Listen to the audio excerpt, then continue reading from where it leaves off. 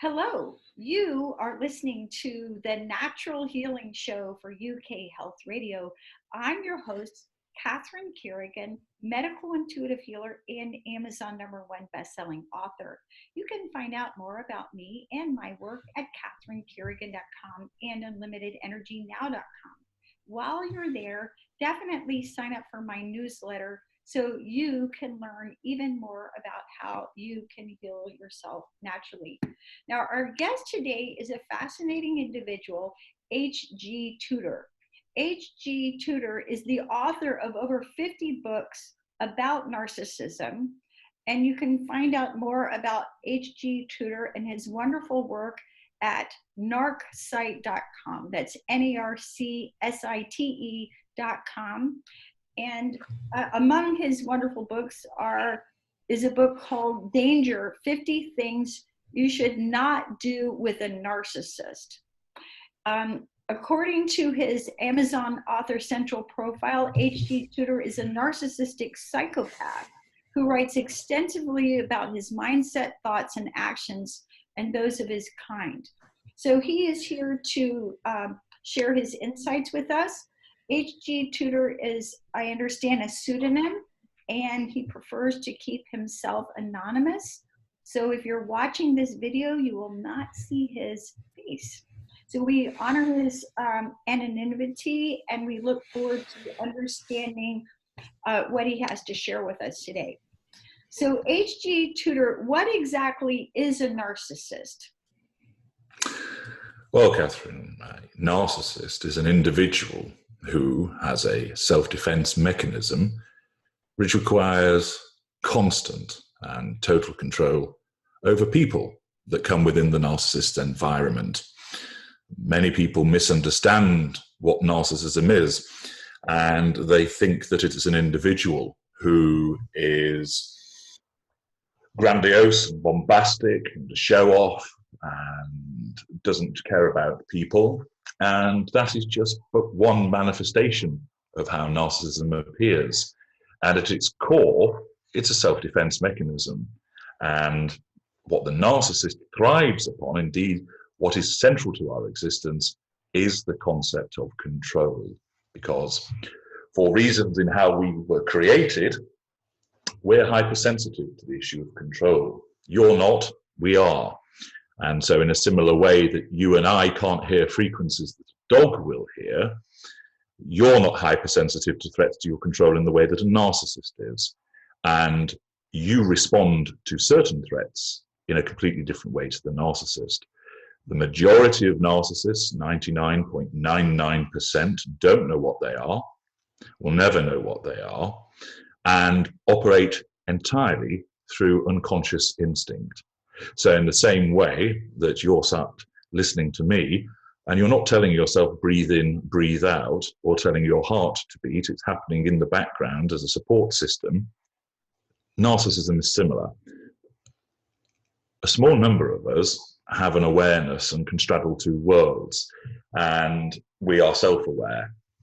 And many people make the mistake of thinking that the narcissist they're involved with is entirely aware of all of their behaviors and plots and plans. And that's not the case. And it's a very common mistake that people make. But in essence, that's what a narcissist is, an individual who is designed to control other people and has to have that control for the purposes of survival. Now, H.G. Tutor, in your blog at narcsite.com, you write about many famous people who you consider to be narcissists, so that we can learn by their example. And that's actually how I found you, because I was reading online about Meghan Markle and the recent with Prince Harry. Who are some famous narcissists in your opinion? Well, this includes many famous individuals, because narcissists are overrepresented in the ranks: powerful, the famous, the rich, within politicians, pop stars, sports stars, film stars, captains of industry, people at the top of academia. And some of the famous ones include President Trump, former President Obama, the athlete Oscar Pistorius, the pop singer Taylor Swift, Harvey Weinstein, who's currently embroiled in his court battle, present. So there's just a handful of them. They are littered throughout history, and many are not so obvious because they're polished and are able to fit in the way, for example, that I do. So if you met me and you were talking to me and we were having a discussion, you wouldn't immediately think, this man's a narcissist. And similarly with many of the people that are famous, people don't realize that. Some are more obvious, some are a little more blatant in their behaviors, but many, it's a case of fitting in, but the indicators and the patterns of behavior are there which demonstrate what they are. So those are just a handful of them that I've written about them, and the reasons why, in my view, and my extensive experience, these individuals are narcissists, by going through the evidence and demonstrating the patterns of behavior to help people understand with clear and famous examples. And as you identified, Catherine, Meghan Markle being a prime and very prominent example of it. Now, what is an empath? Okay. An empath is the choice victim for the narcissist, and an empath is an individual who is a bundle of empathic and narcissistic traits. All people have empathic traits, such as traits of honesty, decency, being a truth seeker, a love devotee, someone who's compassionate, and a bundle of narcissistic traits. The only people that don't have empathic traits are my kind, narcissists. We don't have them. We might fake them, and some of my kind don't even do that. But an empath has this bundle of empathic traits and narcissistic traits. So an empath can be jealous. Empaths aren't saints, and they can commit infidelity. But what they have is extensive and strong empathic traits which bundle around those narcissistic traits and keep them in check. An empath is also an individual who has a high and extensive level of emotional empathy. So not only do they care about their immediate family members, spouse, partner, friends, they will care about that homeless person that they don't actually know. They will care about the refugee in the Middle East because of that high level of emotional empathy, and it's extensive in its radius. Empaths are also individuals who have an addiction to narcissists, and that's why they become the victim of choice for us, because not only are they easier to ensnare as a consequence of this addiction, they're easier to keep ensnared. So, and empaths that I've written about come in different schools, I refer to them. So you have your standard empath, which is the majority of empaths, codependents, super empaths, contagion empaths.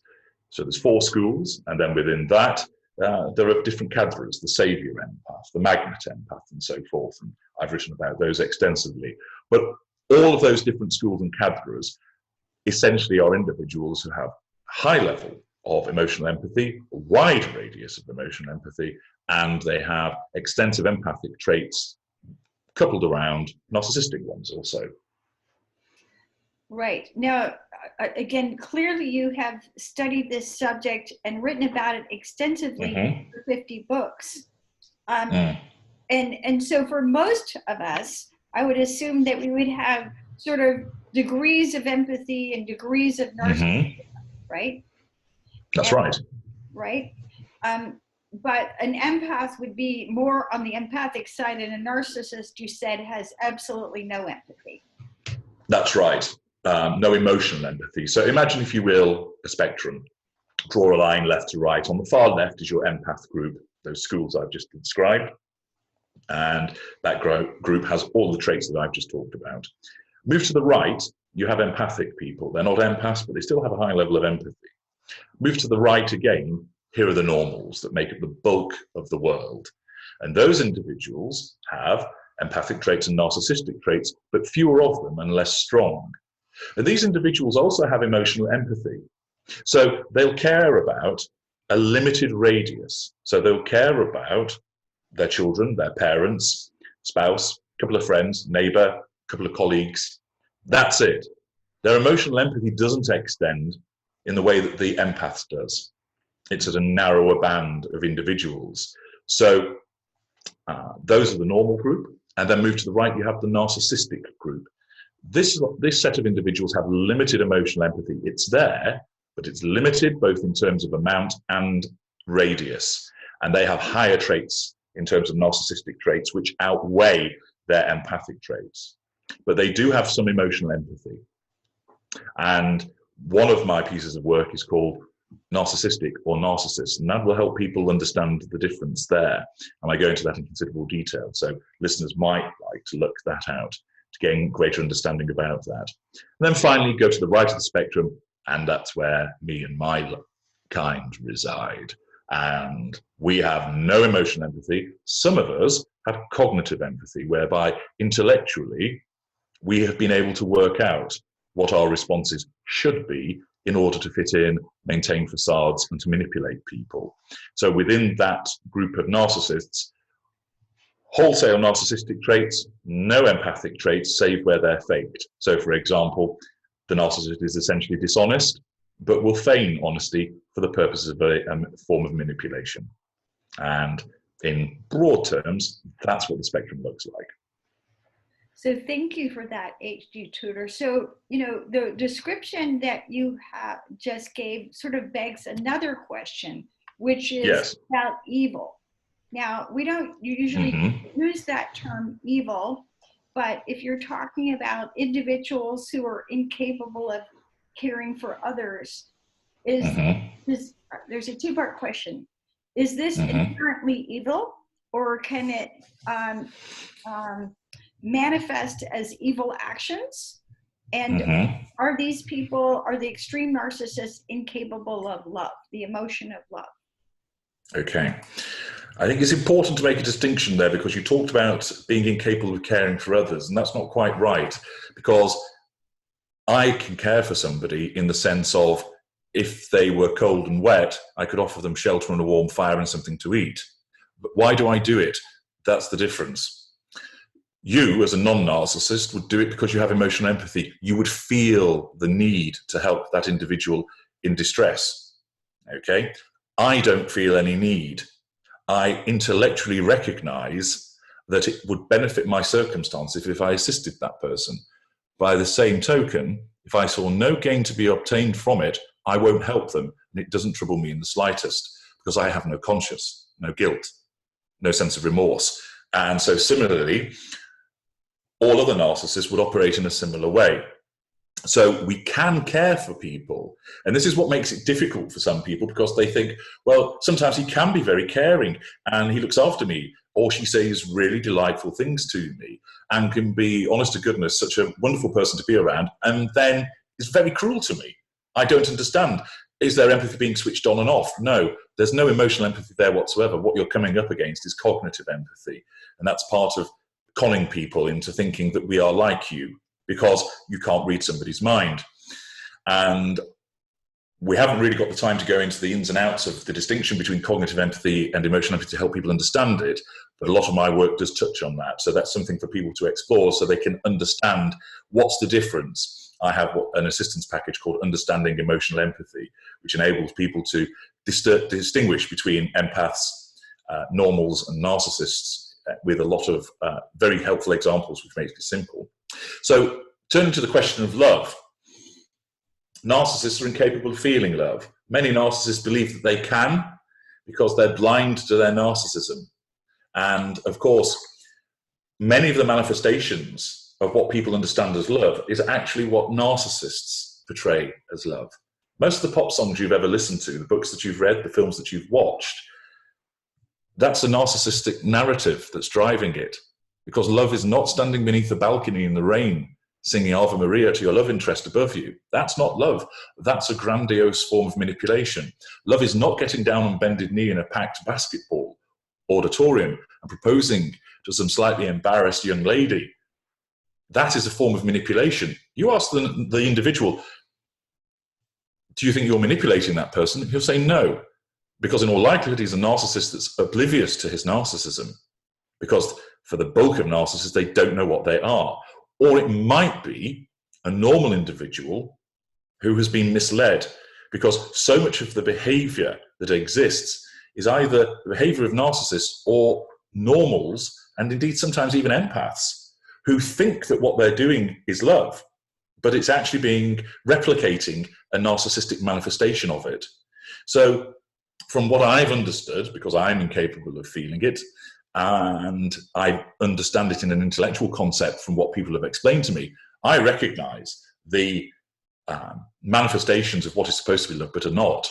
And I also understand what amounts to it. And it's a feeling whereby putting that person's interest before your own, being supportive, not looking for any kind of gratitude or payoff as a consequence of doing it, but it's the manifestation of emotional empathy for that individual, whether it's the child, the spouse, friend, colleague.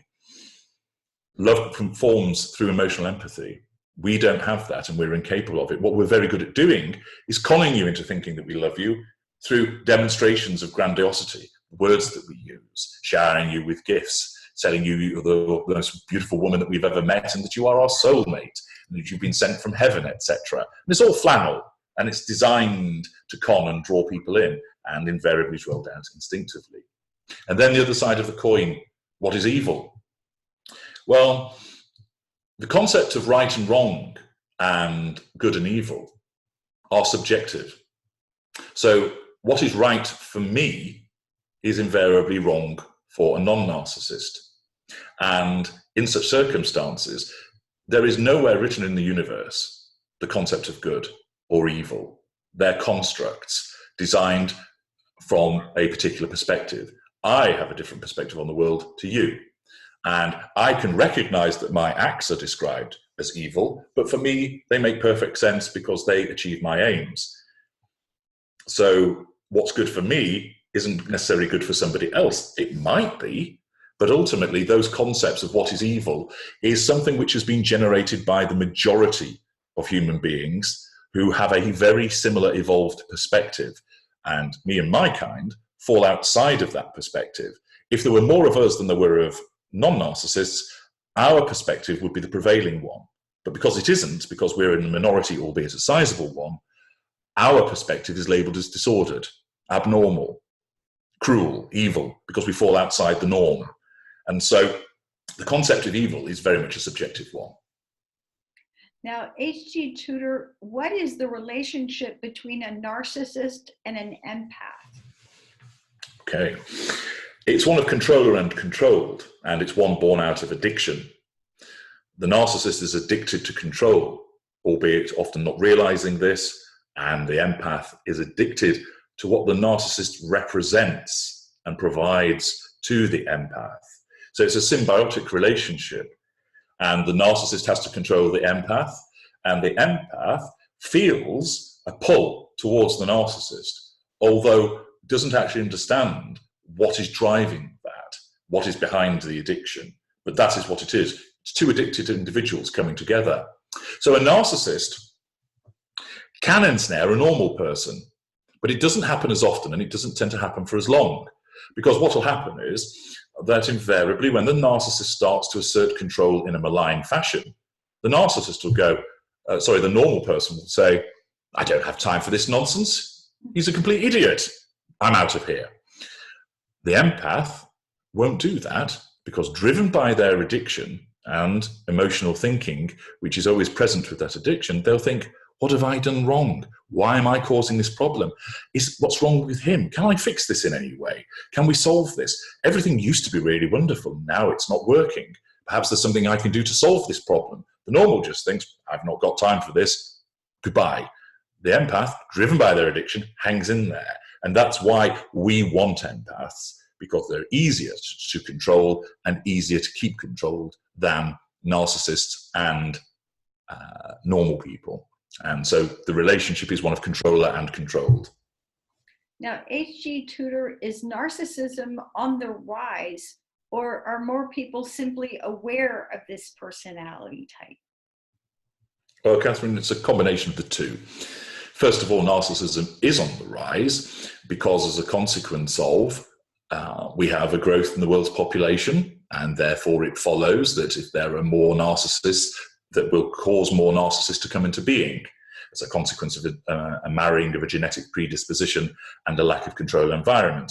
Narcissists tend to create not always, but tend to create a lack of control environment and pass on their narcissism. Therefore, they're likely to create narcissists.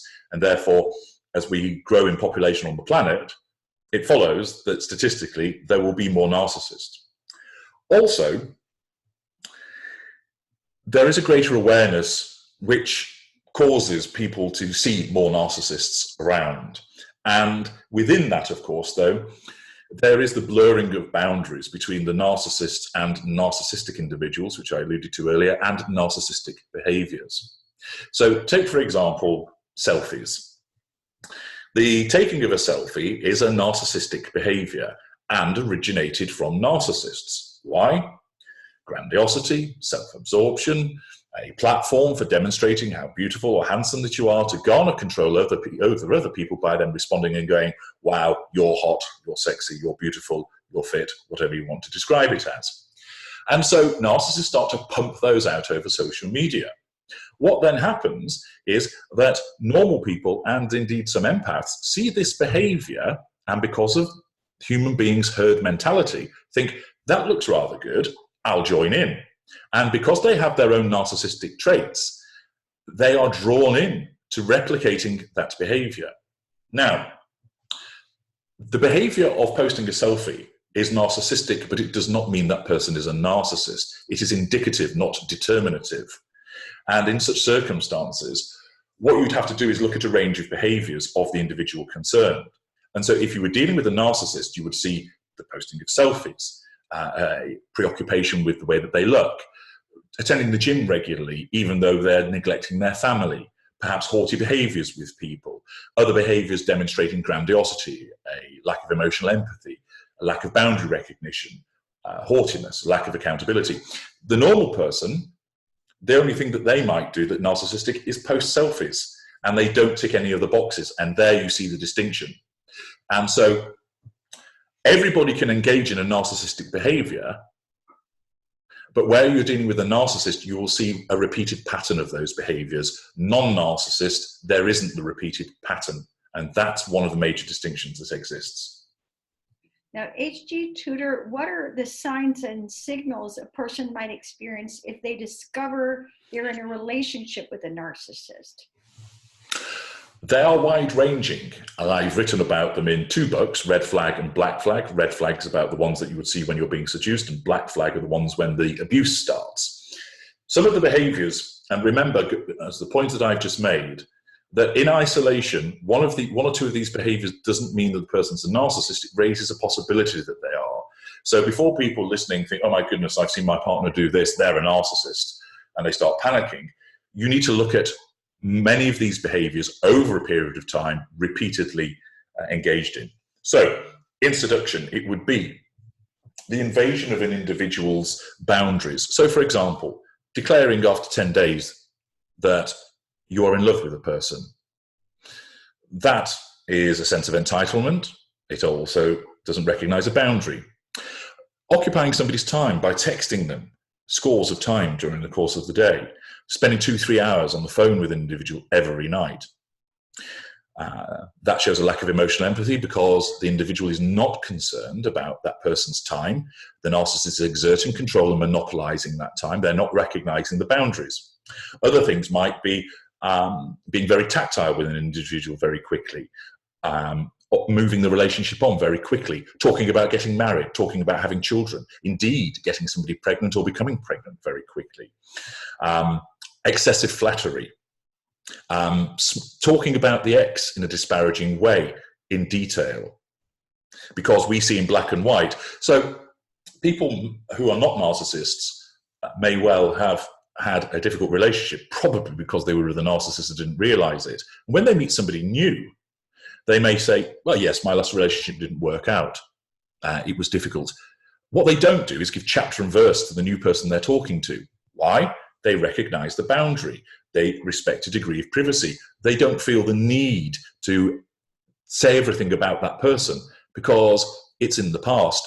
Whereas a narcissist with black and white thinking wants to, A, demonstrate that the person they're seducing is wonderful and painted white, whilst ensuring that the past spouse is denigrated because they're painted black.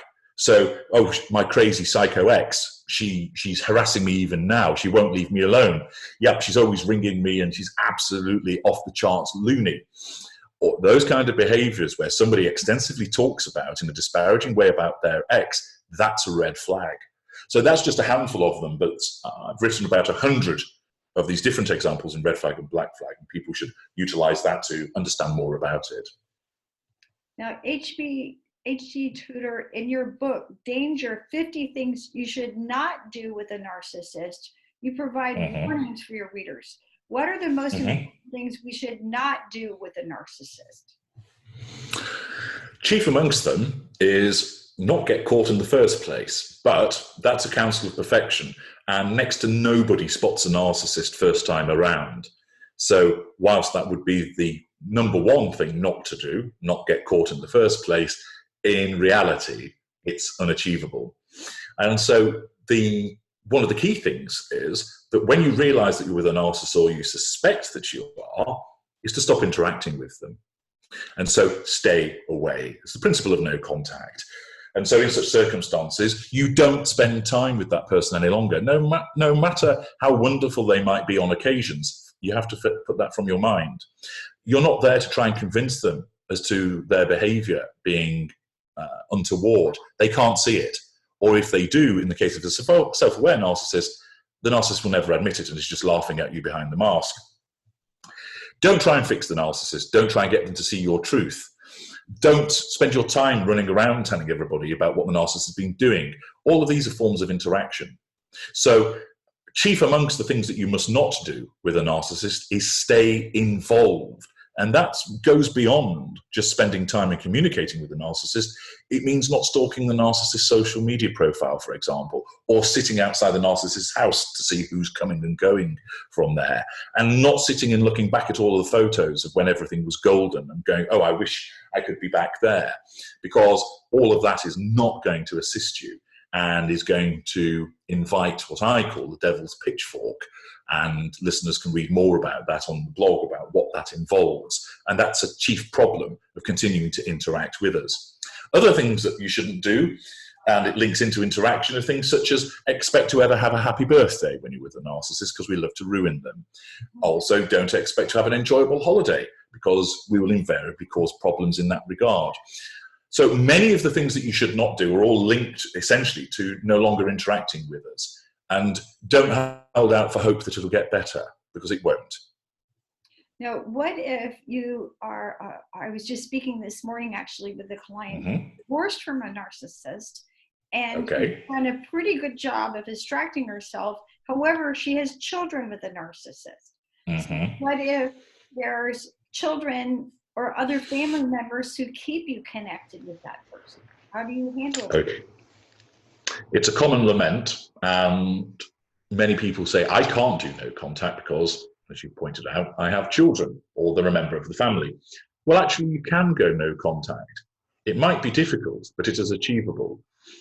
I have an assistance package called How to Co-Parent with the Narcissist, which takes people through in extensive detail the steps that they can take, first of all, to achieve no contact where they're dealing with a co-parent, to also understand that the narcissist, if you make it difficult for the narcissist to interact, and you do so lawfully and legitimately, how the narcissist will lose interest. And then ultimately, if it's the case that there's a court order telling you that you have to have some involvement in co-parenting with the narcissist, well, you've got to obey that court order, because you don't want to be held in contempt of court with everything that flows from that. But that doesn't necessarily mean that you still have to have lots of interaction with the narcissist. You can limit the form of communication. You can do handovers of the children through gatekeepers. You can adjust your life so that the level of interaction you have is much reduced. And the assistance package that I've referred to goes into considerable detail about how that can be achieved. But the starting point is not to think, oh, well, I co-parent, so I can never do it, because you're admitting defeat at the very outset. And the aim is to think, I can cut this person out of my life. And typically people think, well, I ought not to do it because he or she is still a decent parent. Well, what you've got to remember is that the narcissist's involvement in this relationship is not because they love the children, although they'll pretend although they'll maintain that they do, but as I've explained earlier in this discussion, we do not love anybody. It's all about controlling that former spouse or former partner, and the children are but pawns in that dynamic. And consequently, if you allow the narcissist to continue to interact with you, rather than taking the steps that I set out to prevent that interaction, you will start to suffer. And if you start to suffer, you'll be exhausted, you'll be run down, your finances will be stretched, and you won't be a good parent. And therefore, individuals owe it to their children, if not themselves, to strive for no contact in the first instance. And in some instances, you can actually do that where there is a co-parent situation, because you force the narcissist to stay away. Then the narcissist has a choice. Does he or she make an application to the court to try and get visitation or contact with the children? And some narcissists won't bother. Why? It's too much like hard work, and they have no sense of accountability towards those children because they have no emotional empathy. So in such circumstances where people find themselves in a situation of co-parenting, or they've got a family member, a brother, a sister, or a parent, many people go, I can't go no contact, she's my mother. No, she only gains the title of mother because she gave birth to you.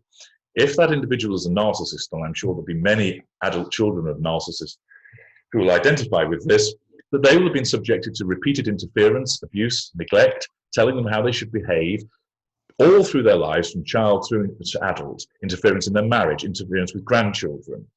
And they will realize that all of those behaviors arise out of narcissism and the need to control. And ultimately, that is not the behavior of someone who deserves the title of mother or father or grandmother or grandfather, because they are not having emotional empathy. But the victim empath falls into the trap of thinking, it's my mother, I can't do it. You have to dehumanize the situation and think, that's not my mother, that is a narcissist. And by altering that frame of reference and applying the work that I provide, it will enable people to impose no contact or near total no contact. And with that comes a host of benefits. I was going to joke with you, H.G. Tutor, and say you just displayed the traits of an empath because you read my... Because that was going to be my next question is, well, what do you do if your parent is a narcissist, right? Mm-hmm. Because in our society, we're imprinted, be a good, honor thy mother and thy father, right? Mm.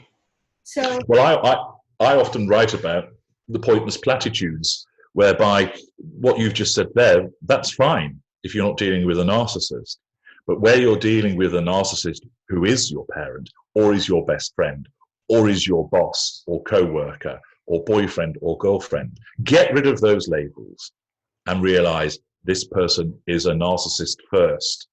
And when you do that, you strip that emotional thinking of giving somebody a fluffier label. Because one of the biggest problems that exists is that narcissism, there is a growing awareness about it, but we're still only scratching the surface.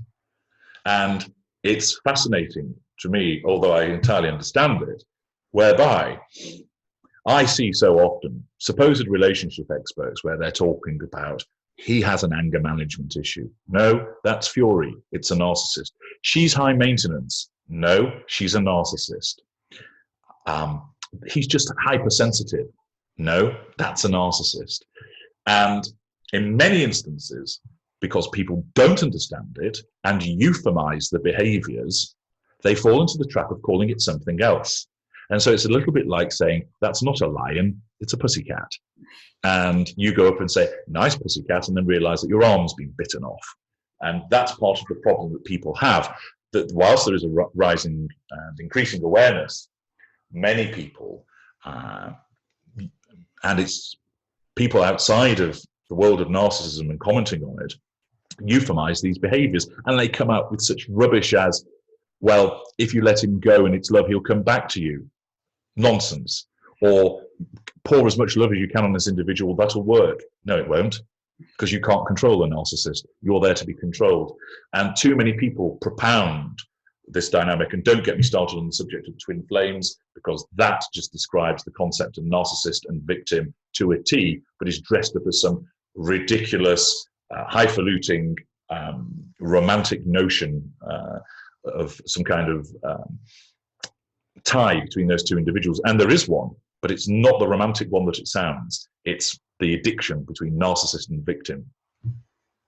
Now, H.G. Tutor, in your blog at narcsite.com, you write about how your family has insisted you go into therapy. And I believe from reading your blog, that's how you started writing your blog. You said, okay, yes, they're forcing me into therapy, so I'm going to start writing about this. Mm-hmm. Can narcissists actually be cured? In a word, no. And here's the reason why.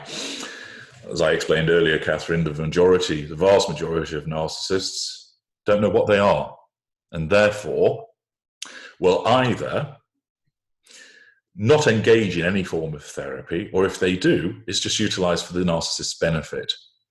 Narcissism is an inherent, hermetically sealed self-defense mechanism.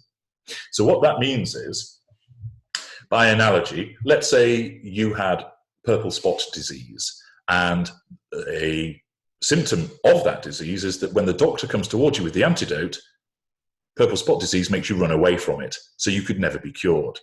So not only is narcissism part of the fabric of the narcissist, the cake has been baked, if you like, it can't be unbaked.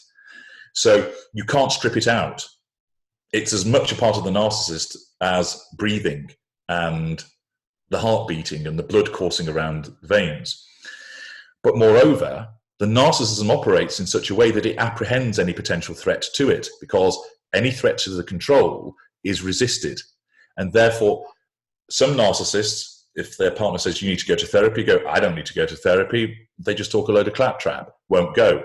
A mid-range narcissist, as per my categorizations, will utilize it to go and perhaps charm the therapist into thinking they're the victim, because many mid-range narcissists do play the victim, and they return to the true victim and say, well, actually, the therapist said you're the problem, I'm not. Sometimes that's a lie. Sometimes that's what genuinely has occurred. And so narcissism cannot be cured.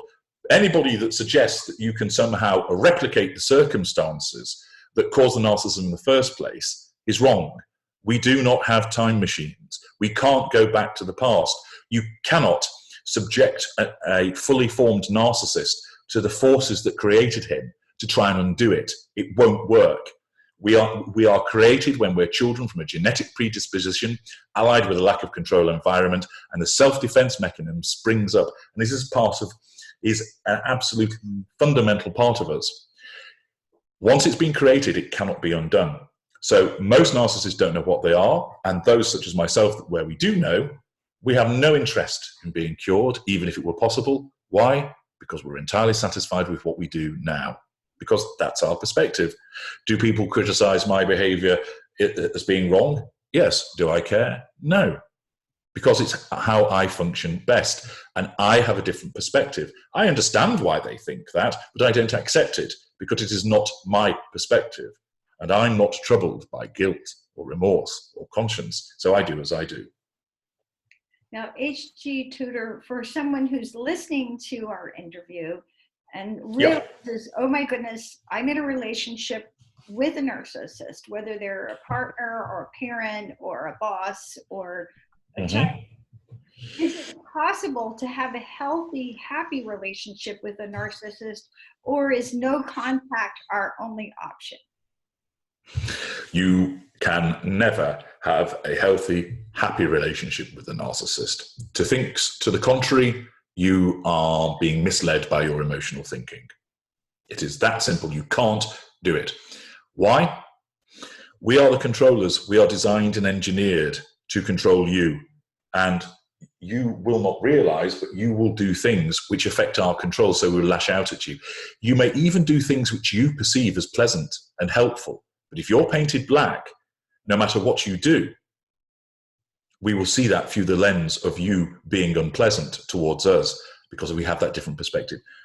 You cannot ever be happy, because you will always be treading on those proverbial eggshells, waiting for the next moment, even where you are largely treated well. Perhaps you're a friend with a narcissist.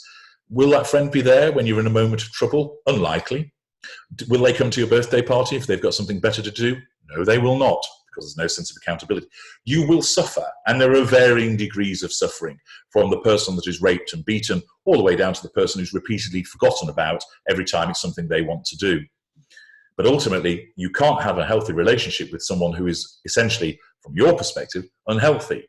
And you can't have a happy relationship with us, because if you think that you can achieve that, you are trying to cause assert control over something which is not designed to be controlled.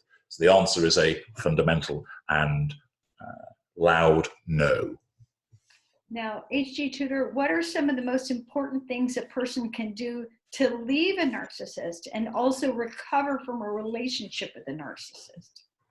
Okay. Fundamentally, read and listen to my work, because you'll get the unrivaled view with no sugarcoating, no fluff, no mistakes as to the way that we think. And you alluded earlier to saying I'm sounding like an empath, because I understand intellectually the way that your side of things works. I have to know my enemy in order to conquer you. So I know my kind and I know your kind. And I'm not interested in all the hand-holding fluff. It's about giving you the information that will help you, delivered in the brutal and honest truth, because that's what you need. What people need to do is stay completely away from the narcissist, as I explained earlier on. No more interactions, solid no contact, and understand what no contact actually is. It's much more than not spending time or communicating with the narcissist. It goes much further than that. My work helps you understand that. You need to build your logic defenses. Logic is your friend, but at the beginning, you will be misled and adopt flawed logic instead by the enemy within, which is your emotional thinking. And you need to reduce that. And you reduce that by staying away from the narcissist. And also, avoid a lot of the misinformation that's out there. There's a lot of nonsense that's written about our kind. There's a lot of pieces missing, and there's people who get it fundamentally wrong and offer what is actually unhelpful and dangerous advice to people. You can't fix us. You can't succeed with what the concept of grey rock. It doesn't work. And I explain in detail in one of my works why grey rock doesn't work, why that is the case. Stay away from the misinformation. And there are a lot of narcissists that operate support forums that don't realize what they are. They think they are empaths. And you can see in the behaviors, if you put forward a contrary opinion to what they write, you'll be banned, you'll be accused of being a narcissist, and you'll be jumped on. I've had many of my readers who come to my places saying they find it such a constructive environment because I am upfront with what I am. And in such circumstances, I've created a constructive and safe environment for people to learn. That's what it's there for. I don't have to operate with some form of facade within that environment. Why? Nobody knows who I am. And they don't need to know who I am. All you need is my information. This isn't about what my real name is or what I look like. It's about providing you with my experience, my insight, and my perspective. And that's what will help people. But the central essences of it are: read my work, listen to it, stay completely away from the narcissist. Don't fall for the excuses as to why you should stay in any shape or form. Build your logic defenses, reduce your emotional thinking, and stay away from misinformation. And you can read so much more in my books, on my blog, and through my assistance packages and logic bulletins, or consult with me if need be. Thousands of people have done so, and I receive fantastic emails from people thanking me for the help that they've received, expressing their gratitude at how their life is completely different, whether it's dealing with the boyfriend or an abusive ex-husband, a terrible girlfriend, a nasty neighbor, a difficult boss, an interfering father who's a narcissist. All across the spectrum, I help people and receive emails where people explain, I'd have killed myself were it not for you, HG. Explaining that they now have a sense of liberation and freedom and they truly understand. And naturally, that's rewarding for me because I want people to win because I love to win. And that's why I do it. So in your opinion, H.G. Tutor, how long does it take to recover from a relationship with a narcissist? 1 year, 2 years, 3 years? Or are we still in a process of recovery for years after interacting with these people? It very much depends upon the extent to which the damage is done. So there are some people, obviously, that suffer complex post-traumatic stress disorder as a consequence of their ensnarement with the narcissist. For other people, it doesn't go as far as that. And that's not to say that their experience is any less worse, but people have an inherent degree of durability and resilience. Some people bounce back faster than others. And it depends upon how it's affected you. For some people, they're left feeling used and saddened by the experience, but there's no financial fallout. There's no issue with children. They haven't lost their house. They've not been physically assaulted. They've not lost their job because of it. So those individuals, whilst extensively hurt and emotionally bruised perhaps, or even emotionally broken, for them, they would be able to make a recovery in a number of months, possibly even shorter. For other people, it might take them years to put their finances together. For others, it might take them years to go beyond the trauma that they've experienced. But it's all about staying away from the narcissist, because if you do that, you immediately stop suffering the abuse. Then that puts you in a better place to assist you in terms of reducing your emotional thinking, keeping your addiction to the narcissist at the minimum, and then moving forward. Apply all of that, and the healing happens far quicker. You've been listening to the Natural Healing Show for UK Health Radio, your global feel-good radio. I'm your host, Catherine Carrigan, medical intuitive healer and Amazon #1 best-selling author. You can find out more about me and my work at catherinecarrigan.com and unlimitedenergynow.com. While you're there, sign up for my newsletter so you can learn even more about how you can heal yourself naturally. Now, our guest today has been H.G. Tutor, author of 50 books about narcissism. You can find out more about H.G. Tutor and his wonderful work at his website, gnarksite.com. And remember, if you recognize that you are in a relationship with a narcissist, your best strategy overall is to recognize that this cannot be healed and you are better off getting out as quickly as you can. Easier said than done sometimes. Thanks so much for listening, and we'll see you next time.